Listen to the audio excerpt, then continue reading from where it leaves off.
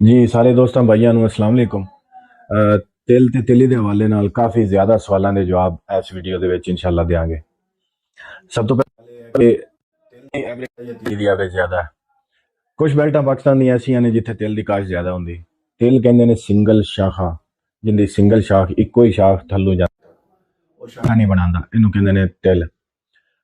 ਕੁਝ ਦੋਸਤ ਤਿਲੀ ਦੀ ਪੈਦਾਵਾਰ ਜ਼ਿਆਦਾ ਕਲੇਮ ਕਰਦੇ ਨੇ, ਲੇਕਿਨ ਆਪਣੇ ਆਪਣੇ ਇਲਾਕੇ ਦੇ ਹਿਸਾਬ ਨਾਲ ਕਹਿੰਦੇ ਨੇ ਕੋਈ ਤਿਲੀ की असल गल यह है, अगर तिल नूं तुसीं बाकायदा खेलियां ते काश करो तो इहदी एवरेज ज़्यादा हुंदी।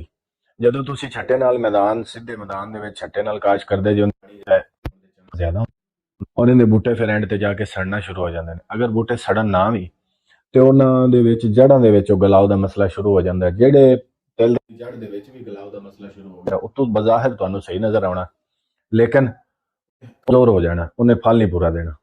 ये गलाव दा मसला इहदे बड़ा उदाहरण कि तुसीं तिल जदों काश करो ते खेलियां ते काश करो, खेलियां दे विच पानी कम खड़ा हुंदा है, उनदी वजह तो ये एक ते गलाव दा मसला नहीं हुंदा। दूसरा कि तुसीं लगा सकदे जेड़ा खेलियां ते काश दा तिल या तिली उनदी एवरेज ज्यादा है। नंबर 1। नंबर दो ये है सवाल कि तिल दी केड़ी वैरायटी बेस्ट है। तिल दी जेड़ी वैरायटी TH6 है वो वैरायटी अजमुदा है, अच्छी वैरायटी है। किसी भी अच्छी कंपनी दी TH6 जेड़ी वैरायटी सिंगल स्टिक।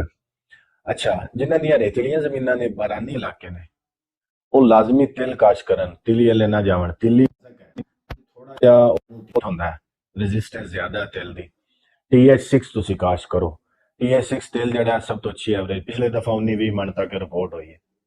हुण आ जो तिली वाले जेड़ी साडी जमीनां जेहड़ियां भारियां ने, भारियां जमीनां वास्ते तिली ज्यादा अजमुदा, लोग कहंदे ने तिली दी ज्यादा अच्छी पैदावार है। तिली दी विच वैरायटी केड़ी है? पहले दो वैरायटियां चल रही ने, TS3 ते TS5। TS3 ते TS5 जो कोई इन्ना ज्यादा फर्क नहीं हैगा, बस फर्क इन्ना क्या है, TS3 पुरानी वैरायटी है, TS5 थोड़ी जी लेटेस्ट वैरायटी है। लेकिन दोवें शाखदार वैरायटियां ने, एवरेज 15 मन, 16 मन, 14 मन इत्थे आके एवरेज हुंदी मैक्सीमम। बाकी आम हालात 10-12 मन, इस तो ज्यादा एवरेज नहीं आती। अगर तुसीं खेलियां ते काश करो, अच्छे तरीके नाल काश करो ते कामयाबी नाल एंड तक पौधे भी ना सुकण, कामयाबी नाल पक जाए अच्छी फसल है, तो फिर 16-17 मन, 18 मन तक चली जाती आराम नाल। अच्छा, तिल दे विच एक काम करो, तिल दी अगर तुसीं पैदावार लैनी, एक चीज़ ध्यान च रखो, तिल दे विच खाद हमेशा स्प्रे नाल जानी है। तुसीं खाद हमेशा स्प्रे नाल देनी। 2-3 स्प्रेवां सिर्फ खाद दे ज़हन नाल रख के मैं सिर्फ खुराक दे रहा पौधे नूं, 2-3 स्प्रेवां तिल दे उत्ते इस तरह करो, तुहानूं तिल बहुत अच्छी एवरेज देगा। तिल नूं खाद फ्लड करने की कोशिश ना करो। कुछ दोस्त खाद छट्टे ते तिल गाड़ लिया, उतों खाद ला देंदे ने, वो तिल सारे साड़ पैंदे ने।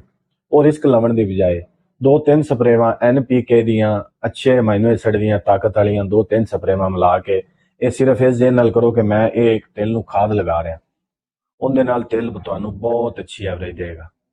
अच्छा, तिली दे विच जिहड़ी वैरायटी नयाब गौरमेंट का इदारा है उन्होंने दी है, पहले 2016 से नयाब 2016, उस तो बाद नयाब पर्ल, फिर नयाब मिलीनियम, सब तो लेटेस्ट नयाब मिलीनियम है। नयाब पर्ल ते नयाब मिलीनियम की एवरेज कोई इन्ना ज्यादा फर्क नहीं है, दोवें तकरीबन सेम ने। लेकिन नयाब पर्ल कहते हैं कि थोड़ा जिहा दौरानिया घट है, नयाब मिलीनियम का थोड़ा जिहा दौरानिया ज्यादा है, बस ये फर्क है। लेकिन नयाब मिलीनियम ते नयाब पर्ल तुसीं कहो कि तिली दे विच लेटेस्ट वैरायटियां जिहड़ियां ने वो यही ने। इस तो अलावा जी TS3 है, TS5 वो तो फिर पहले दी चल रही। लिहाजा किसी भी अच्छी कंपनी का बाएतबार डीलर के कोलों तिली का बीज लो। अगर तुहाडे इलाके विचों नहीं मिलता तो असीं तुहानूं तिली का अच्छा बीज इंशाअल्लाह अपने वल्लों कोशिश करांगे कि अच्छे तो अच्छा बीज तुहानूं ऑनलाइन डिलीवरी जिथे भी कहोगे मिल जाएगा। अस्सलाम वालेकुम।